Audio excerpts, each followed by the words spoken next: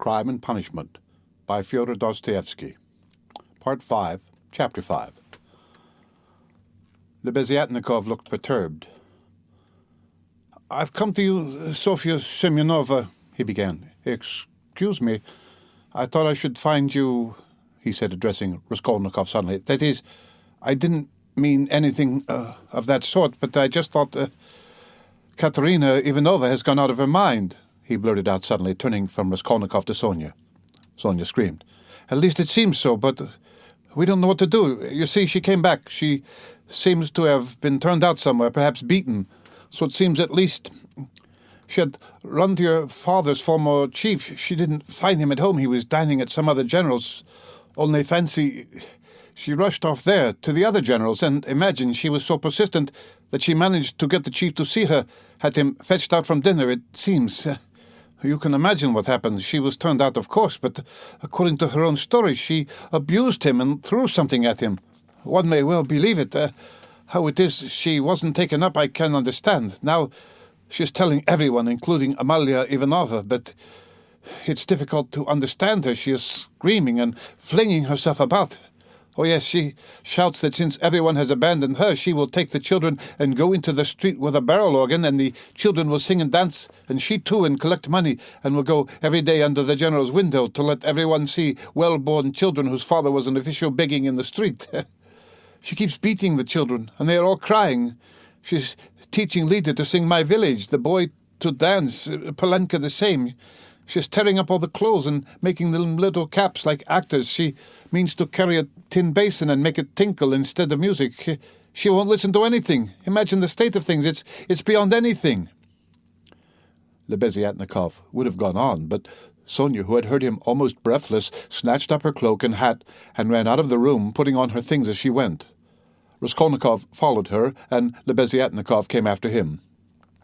"She has certainly gone mad," he said to Raskolnikov as they went out into the street. I didn't want to frighten Sofia Semyonovna, so I said it seemed like it, but there isn't any doubt of it. They say that in consumption the tubercles sometimes occur in the brain. It's a pity I know nothing of medicine. I did try to persuade her, but she wouldn't listen." "Did you talk to her about the tubercles?" "Well, not precisely of the tubercles. Besides, she wouldn't have understood. But what I say is that if you convince a person logically that he has nothing to cry about, he'll stop crying. That's clear. Is it your conviction that he won't?" "Life would be too easy if it were so," answered Raskolnikov. Excuse me. Of course it would be rather difficult for Katerina Ivanovna to understand, but do you know that in Paris they have been conducting serious experiments as to the possibility of curing the insane simply by logical argument? One professor there, a scientific man of standing, lately dead, believed in the possibility of such treatment. His idea was that there's nothing really wrong with the physical organism of the insane, and that insanity is, so to say, a logical mistake, an error of judgment, an incorrect view of things. He gradually showed the madman his error, and would you believe it, they say he was successful. But as he made use of douches too, how far success was due to that treatment remains uncertain. So it seems at least. Raskolnikov had long ceased to listen. Reaching the house where he lived, he nodded to Lebeziatnikov and went in at the gate. Lebeziatnikov woke up with a start, looked about him, and hurried on. Raskolnikov went into his little room and stood still in the middle of it. Why had he come back here? He looked at the yellow and tattered paper, at the dust, at his sofa. From the yard came a loud, continuous knocking. Someone seemed to be hammering. He went to the window, rose on tiptoe, and looked out into the yard for a long time with an air of absorbed attention, but the yard was empty, and he could not see who was hammering. In the house on the left he saw some open windows. On the window-sills were pots of sickly-looking geraniums. Linen was hung out of the windows. He knew it all by heart. He turned away and sat down on the sofa. Never had he felt himself so fearfully alone. Yes, he felt once more that he would perhaps come to hate Sonia, now that he had made her more miserable. Why had he gone to her to beg for her tears? What need had he to poison her life? Oh, the meanness of it! "I will remain alone," he said resolutely, "and she shall not come to the prison." 5 minutes later he raised his head with a strange smile. That was a strange thought. Perhaps it really would be better in Siberia. He he thought suddenly. He could not have said how long he sat there with vague thoughts surging through his mind. All at once the door opened, and Dunya came in. At first she stood still and looked at him from the doorway, just as he had done at Sonia. Then she came in and sat down in the same place as yesterday, on the chair facing him. He looked silently and almost vacantly at her. "Don't be angry, brother. I've only come for 1 minute," said Dunya. Her face looked thoughtful, but not stern. Her eyes were bright and soft. He saw that she, too, had come to him with love. "Brother, now I know all. Dmitri Prokofitch has explained and told me everything. They are worrying and persecuting you through a stupid and contemptible suspicion. Dmitri Prokofitch told me that there is no danger and that you are wrong in looking upon it with such horror. I don't think so, and I fully understand how indignant you must be, and that indignation may have a permanent effect on you. That's what I am afraid of. As for your cutting yourself off from us, I don't judge you. I don't venture to judge you, and forgive me for having blamed you for it. I feel that I, too, if I had so great a trouble, should keep away from everyone. I shall tell Mother nothing of this, but I shall talk about you continually, and shall tell her from you that you will come very soon. Don't worry about her. I will set her mind at rest, but don't you try her too much. Come once at least. Remember that she is your mother. And now I have come simply to say," Dunya began to get up, "that if you should need me, or should need all my life, or anything, call me, and I'll come. Goodbye." She turned abruptly and went towards the door. "Donya," Raskolnikov stopped her and went towards her, "that Razumihin, Dmitri Prokofitch, is a very good fellow." Dunya flushed slightly. "Well?" she asked, waiting a moment. "He is competent, hard-working, honest, and capable of real love. Goodbye, Dunya." Dunya flushed crimson. Then suddenly she took alarm. "But what does it mean, brother?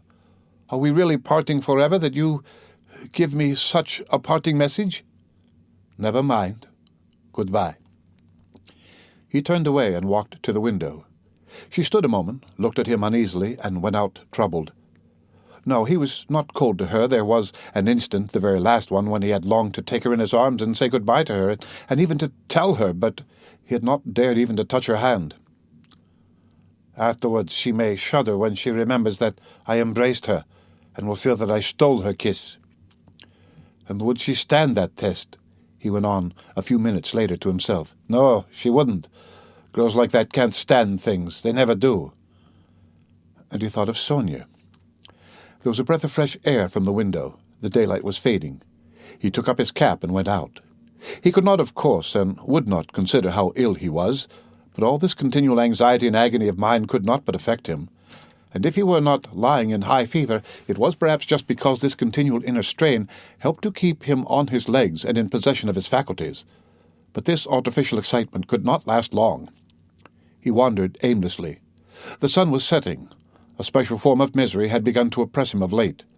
There was nothing poignant, nothing acute about it, but there was a feeling of permanence, of eternity about it.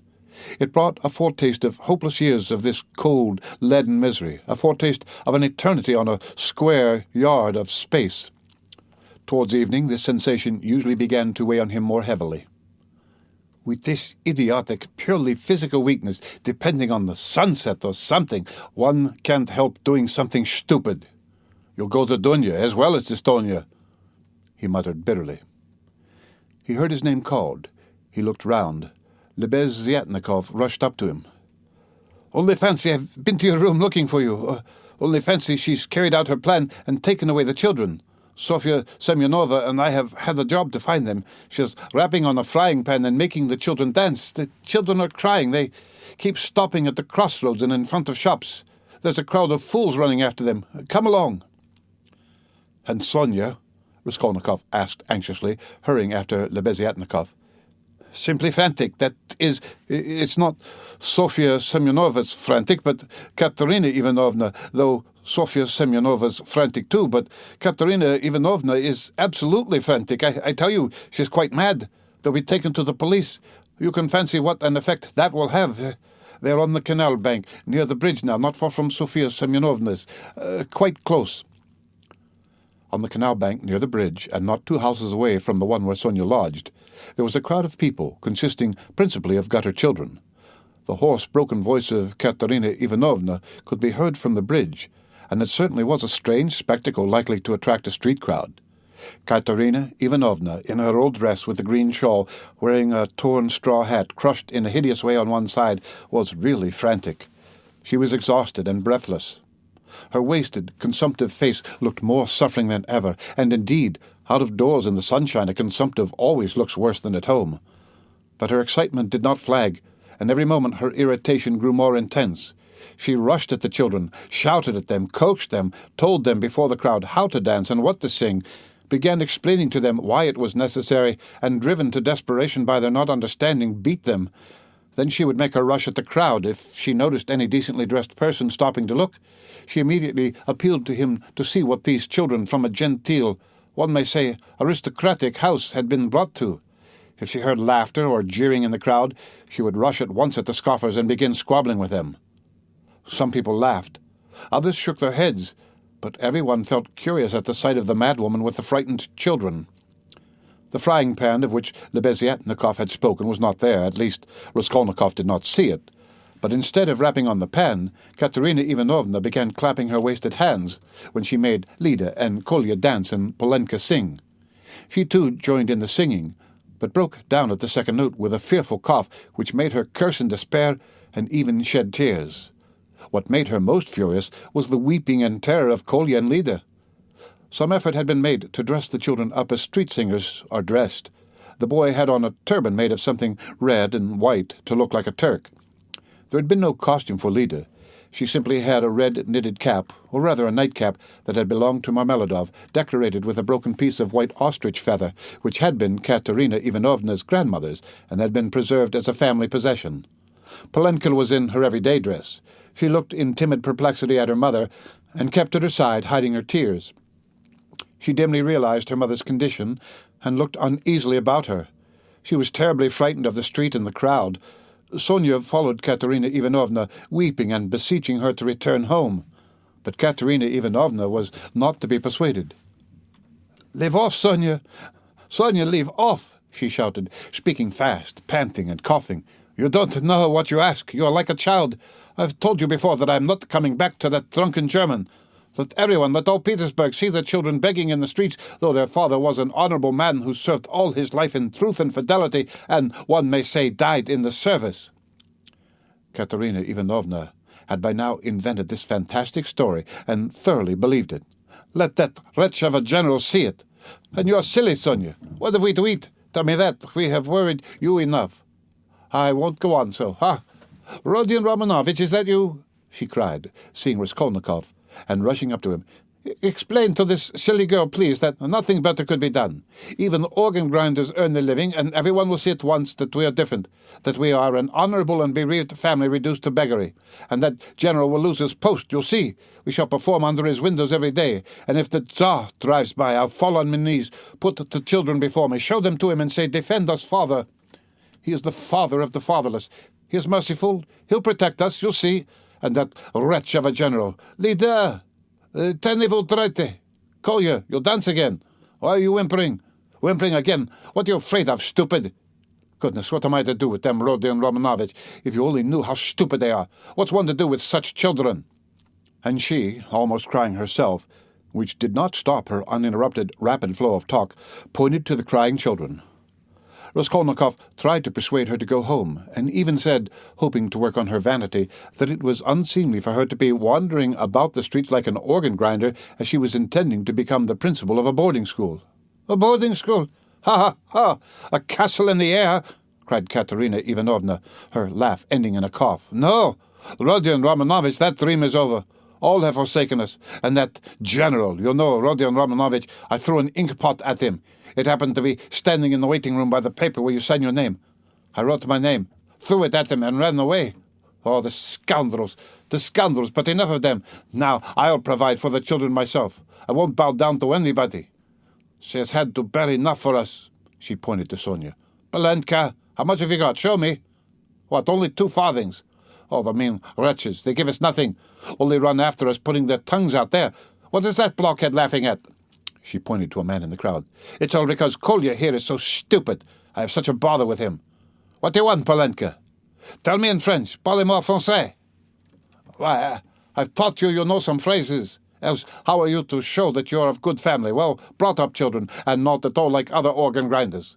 We aren't going to have a Punch and Judy show on the street, but to sing a genteel song. Ah, yes. What are we to sing?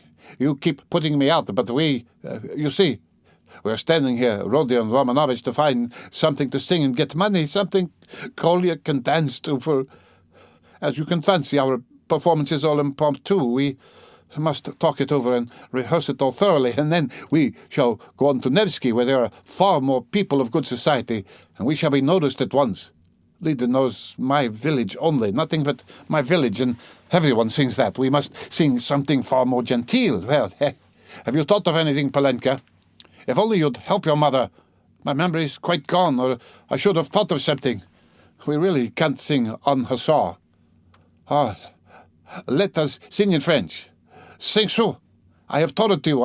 I have taught it to you, and as it is in French, people will see at once that you are children of good family, and that will be much more touching. You might sing Marlborough's On Va-t-en-Guerre, for that's quite a child's song, and is sung as a lullaby in all the aristocratic houses. Marlborough's son va-t-en-guerre, ne sait qu'on reviendra, she began singing. But no, better sing so. Now, Kolya, your hands on your hips. Make haste, and you, Lida, keep turning the other way, and Polenka and I will sing and clap our hands. Sing so, pour monter notre ménage. Set your dress straight, Polenka. It slipped down on your shoulders, she observed, panting from coughing. Now it's particularly necessary to behave nicely and genteelly, that all may see that you are well-born children. I said at the time that the borders should be cut longer and made of 2 widths.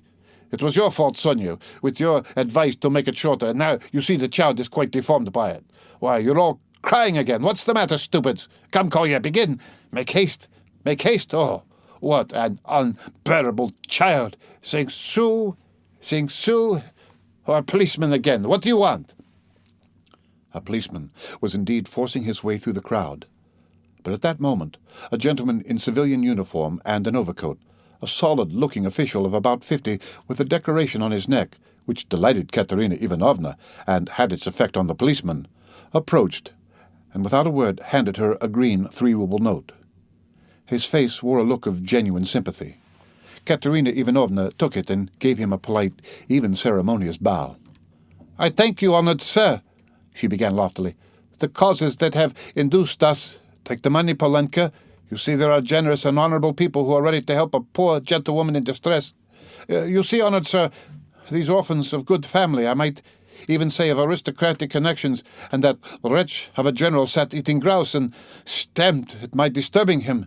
Your Excellency, I said, protect the orphans, for you knew my late husband, Semyon Zaharovich, and on the very day of his death the basest of scoundrels slandered his only daughter, that policeman again. Protect me!"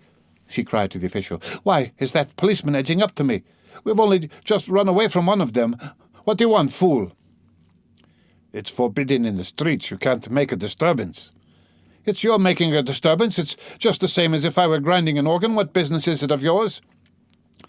"You have to get a license for an organ, and you haven't got one, and in that way you collect a crowd. Where do you lodge?" "What, a license?" wailed Katerina Ivanovna. "I buried my husband today. What need of a license?" "Calm yourself, madam. Calm yourself," began the official. "Come along. I will escort you. This is no place for you in the crowd. You are ill." Honoured sir, you don't know," screamed Katerina Ivanovna. "We are going to the Nevsky. Sonia, where is she? She is crying too. What's the matter with you? Oh, Kolya, Lida, where are you going?" she cried suddenly in alarm. "Oh, silly children! Kolya, Lida, where are they off to?" Kolya and Lida, scared out of their wits by the crowd and their mother's mad pranks, suddenly seized each other by the hand and ran off at the sight of the policeman, who wanted to take them away somewhere.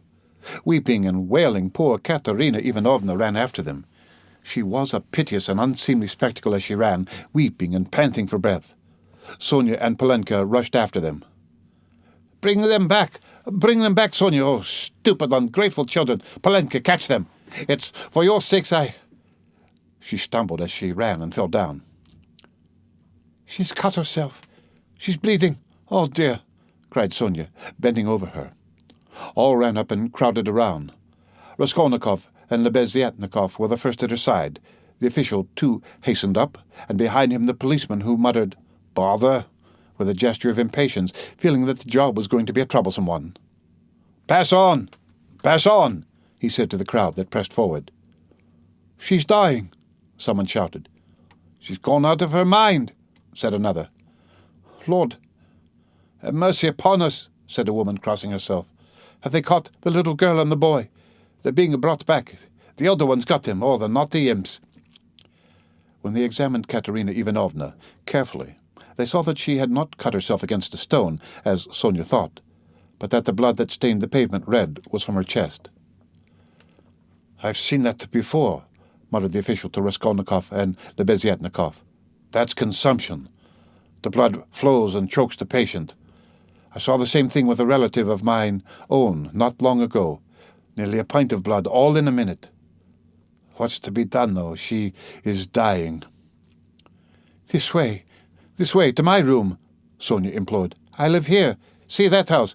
The second from here. Come to me. Make haste." She turned from one to the other. "Send for the doctor. Oh, dear." Thanks to the official's efforts, this plan was adopted, the policeman even helping to carry Katerina Ivanovna. She was carried to Sonia's room, almost unconscious, and laid on the bed. The blood was still flowing, but she seemed to be coming to herself.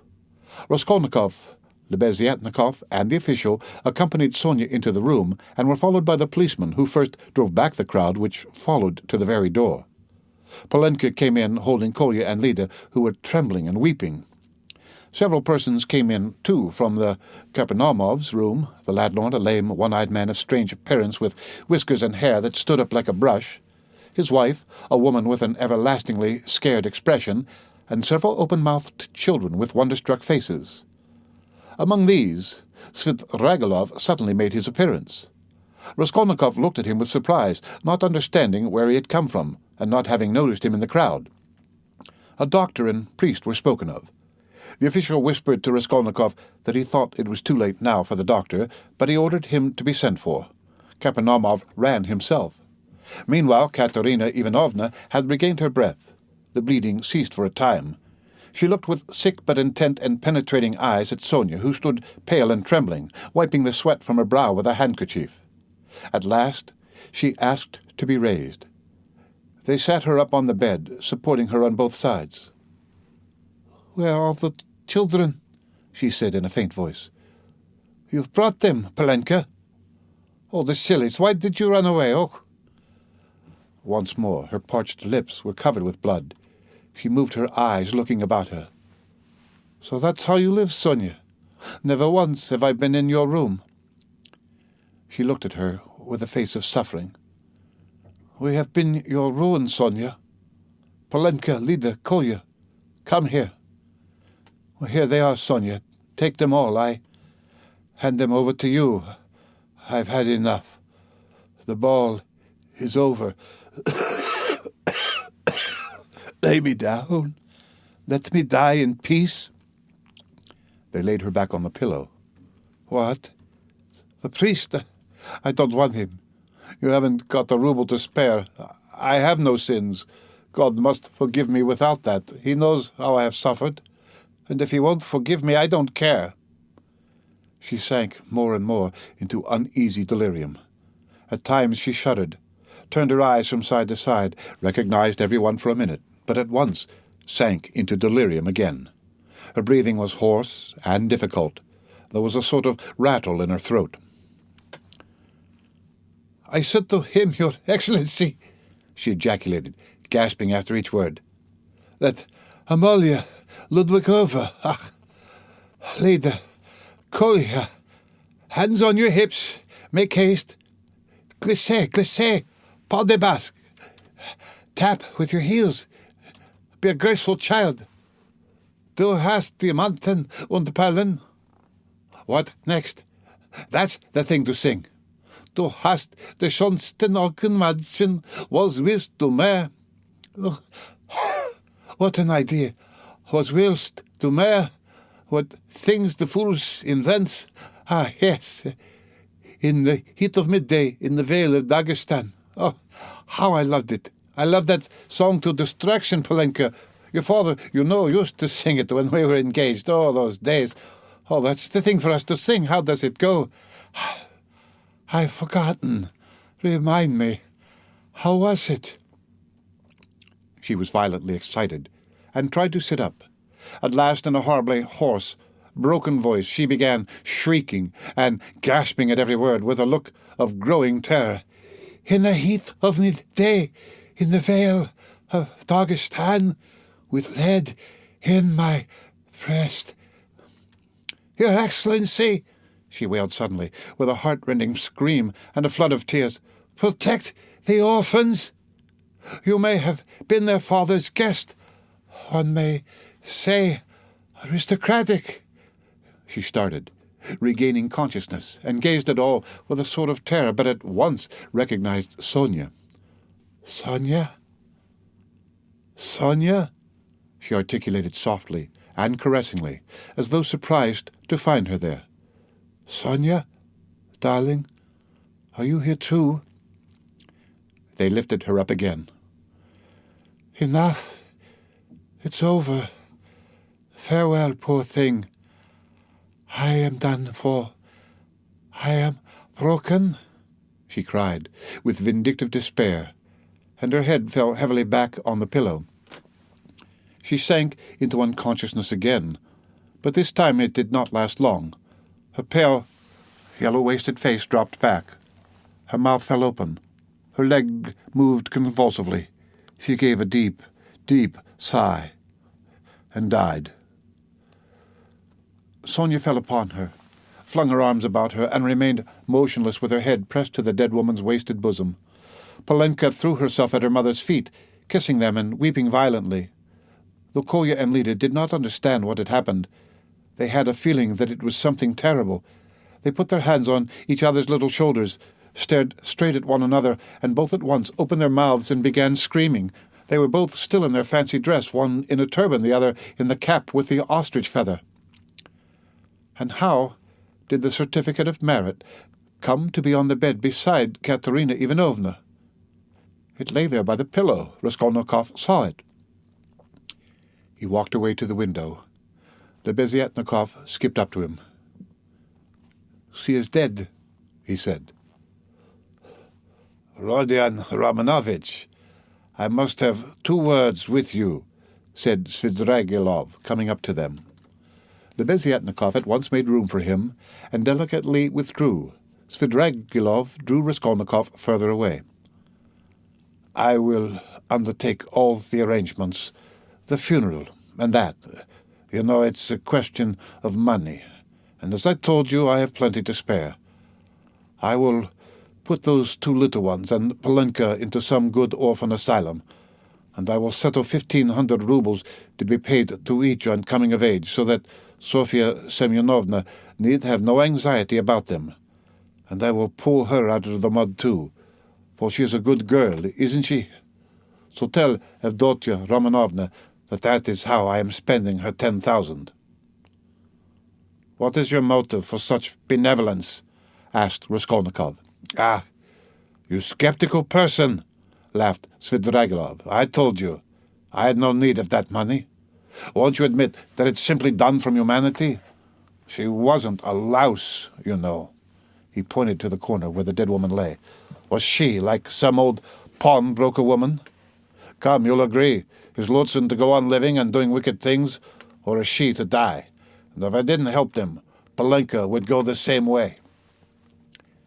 He said this with an air of a sort of gay, winking slyness, keeping his fixed eyes on Raskolnikov, who turned white and cold, hearing his own phrases spoken to Sonia. He quickly stepped back and looked wildly at Svidrigailov. How do you know? He whispered, hardly able to breathe. Why, I lodge here at Madame Reslick's, the other side of the wall. Here is Kapanomov, and there lives Madame Reslik, an old and devoted friend of mine. I am a neighbor. You? Yes, continued Svidrigailov, shaking with laughter. I assure you on my honor, dear Rodion Romanovich, that you have interested me enormously. I told you we should become friends. I foretold it. Well, here we have, and you will see what an accommodating person I am. You'll see that you can get on with me.